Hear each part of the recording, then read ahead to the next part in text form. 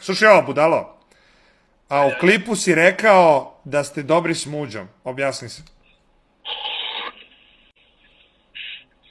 A, šit, nadao sam se da neće doći do ovog. Dobro, Brate, objasni.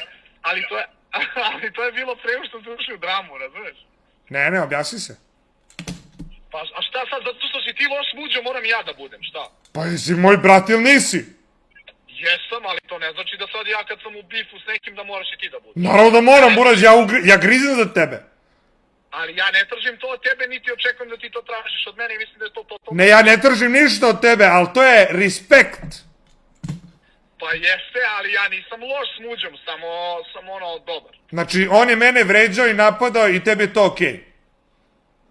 Da, meni je to okej. I ti njega sad napadaš, ti boriš svoje bitke, svaka ti čast. Ako ikada bude bilo kakvih problema, zna se na čiju bi stranu stao, ali nisam svadio loš s njim kao da treba ja nešto da ga prozivam i to, razumiješ? Kakva pička, ljudi, jel vidi? Kakva pička. A nisam pička, pa to je totalno realno, pa tako je bilo svakoj Kakva dami kad si bio. pička, fake friend, Bugarin, bukvalno, brad. Holy shit. Šta su napisali u chatu? Ovo je druga izdaja, brate, u 2 minuta. Ko te još isto? Sad ću da vidim, aj čao. Nemoj prekidaš. No, nemam prijatelje, brate, aj čao. Ne.